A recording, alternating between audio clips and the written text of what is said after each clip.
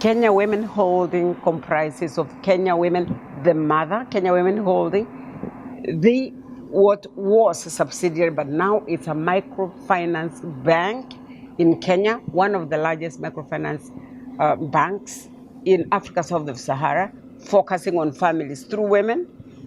And then I said it also comprises of an insurance agency. Now, that tells you what Kenya Women is. Kenya Women works with women, through women, to touch lives of families. And we touch families we touch the lives of families through women, through the products that we provide to the members of Kenya Women. Now, when I say members, that confuses you because some bank should have clients. But the clients of Kenya Women Microfinance Bank are the members of Kenya Women Holding.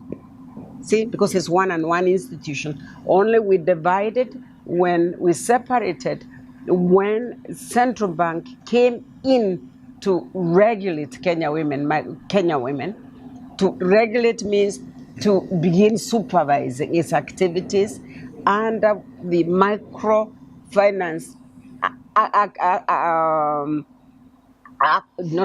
law that requires that microfinance institutions could be regulated by central bank. Central bank becomes a regulator. So once we decided we wanted this institution, which was providing small, tiny loans to poor women in rural areas, in urban areas, and in peri-urban areas. Once we decided that we wanted central bank to supervise us, so central bank becomes the supervisor, and we decided the bank side should deal with only provision of financial services to women. And the Kenya Women Holding, which is the mother of the bank, should deal with positioning, advocating, and positioning women. It means that the non-financial services to the same clients of the bank will be delivered by the Kenya Women Holding, where is it? And the bank will only provide the financial services. So under the bank does all the banking stuff, savings, insurance, current accounts, money transfers, anything that another bank does. But at the Kenya Women Holding, we work with the same clients to empower them, help them to use the bank better, make sure that they understand what their rights are so that they are not violated under the law, make sure that their businesses are growing through financial education. So this is what we do with the two institutions. Two connected by the activities that we do. They are connected by the activities that we do, but at the same time, they play completely different roles. Now, coming back to your question, how did I come to do this? I worked at the university as a professor for 10 years. At the same time, when I was working at the university as a professor, I was also carrying out research on women and women issues. One of the things that I realized is that if you want women to be empowered, they need financial independence. And for them to be able to get financial independence, it means they need access to resources. Okay? We went ahead and I left the university, I left the UN, and joined Kenya Women to try and see whether it's possible to get women access financial services. Because before then, let me tell you, before then, a woman could not enter a bank, and I'm sure it was the same in India.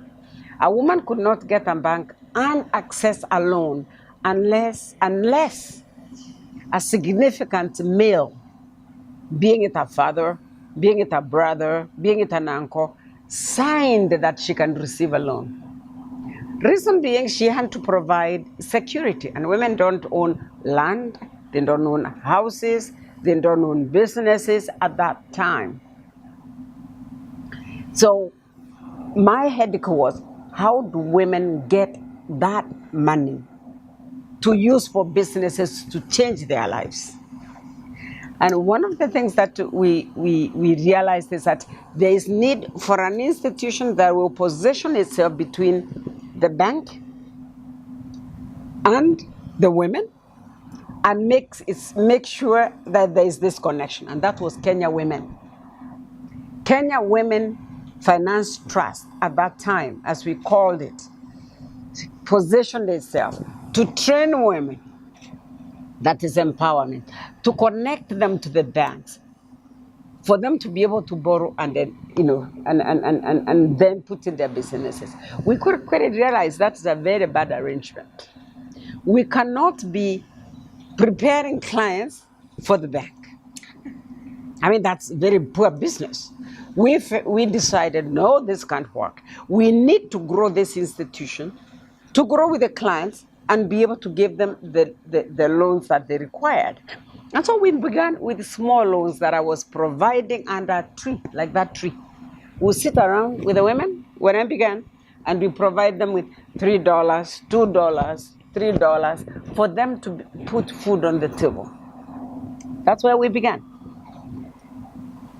We now are a big corporation, but that time we were a small one. So the women would borrow $10, they would work with it, repay it, come pay it back, and then we give them $20,000 in generation.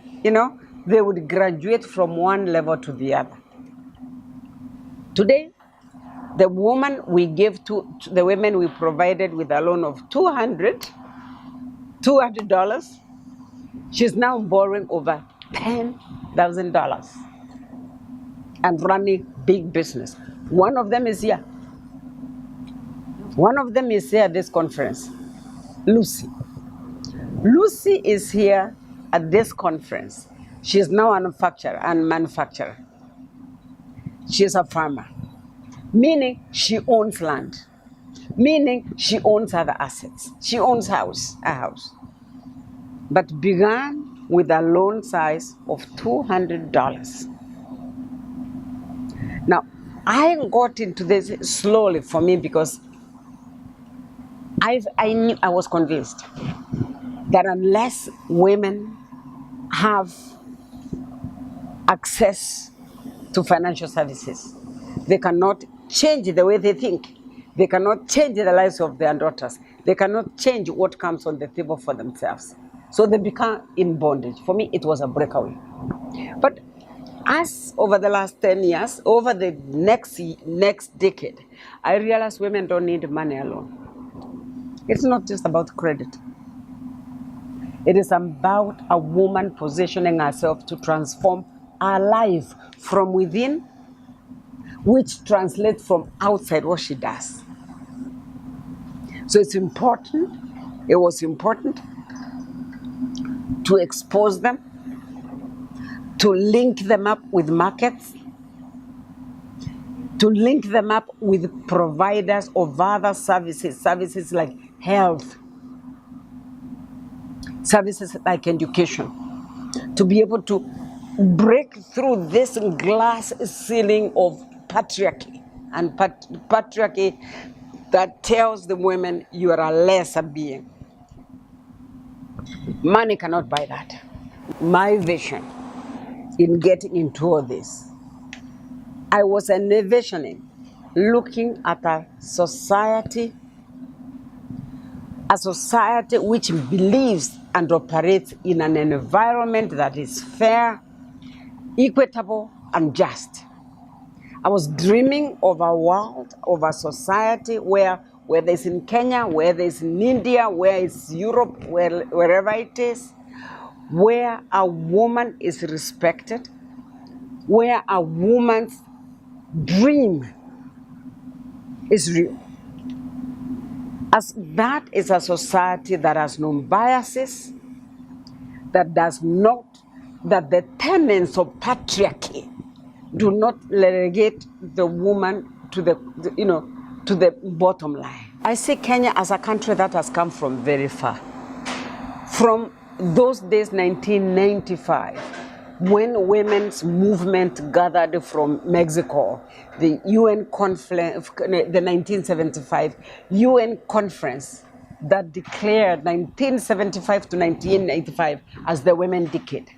And following it, the 1985, the Copenhagen Conference that declared that women's rights are women's rights. And followed by 1995, Beijing Global Conference.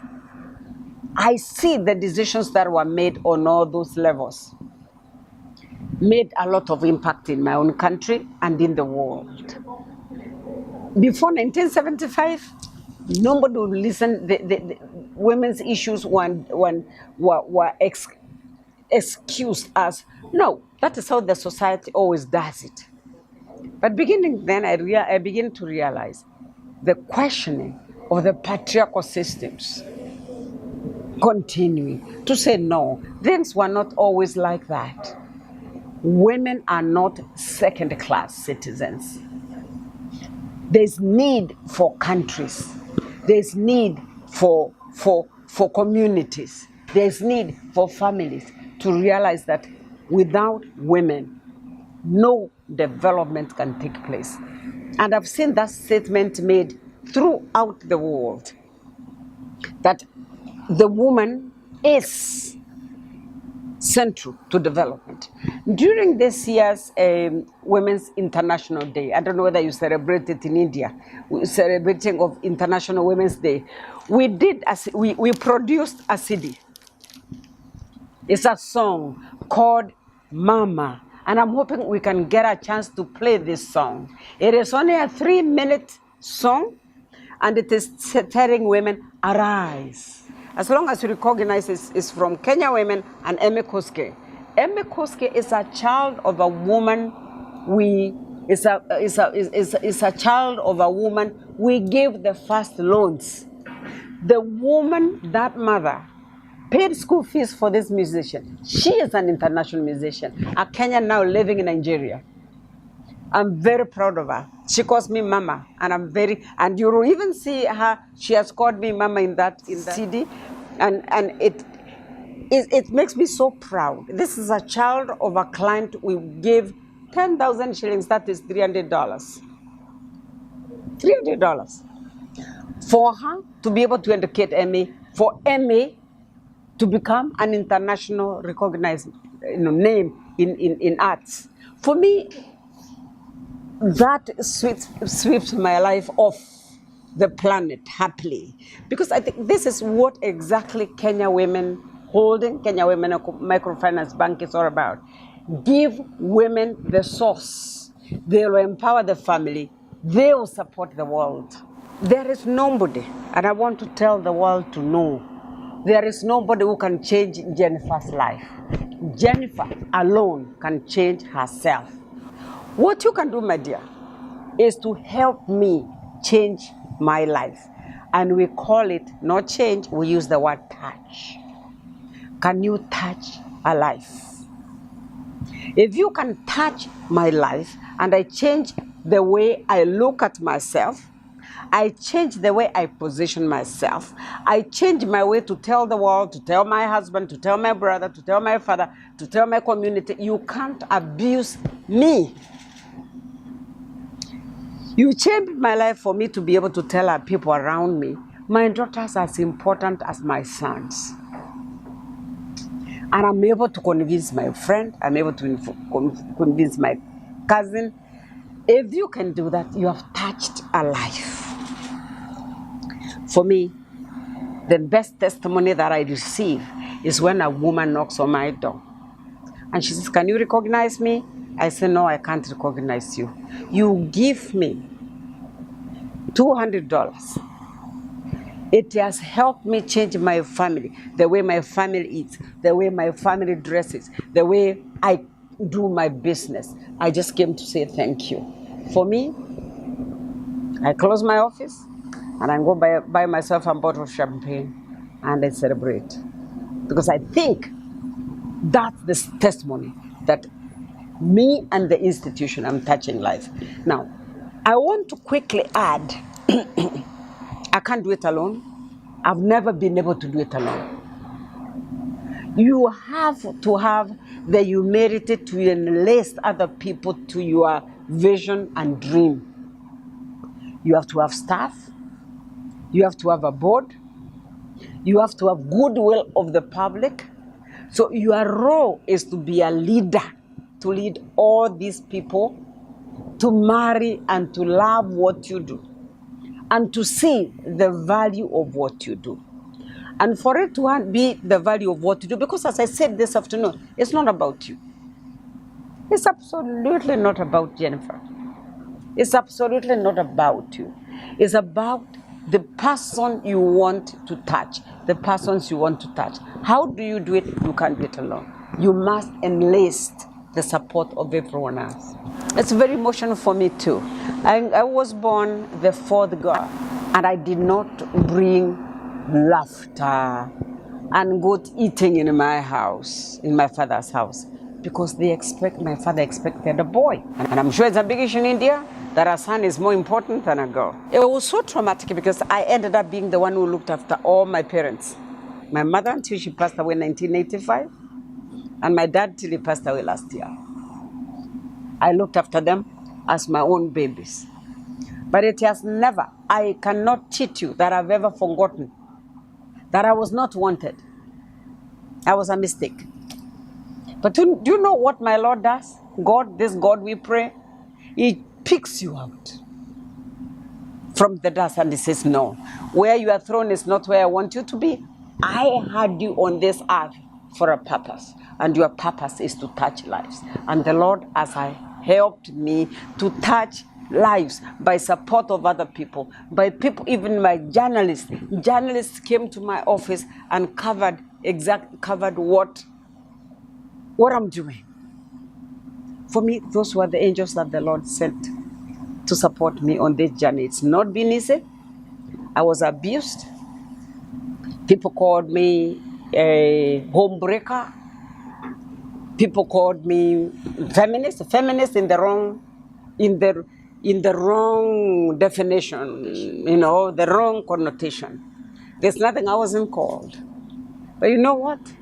When God chooses you to do something, it does not matter what door He opens, a side door, and you go through it and you do the work of the Lord as you go on. For me, it's hard work, it's resilience. Because for you, you need to know, you want to achieve, to tell yourself, yes, women can transform the way the world works for them and their families, and in particular their girls.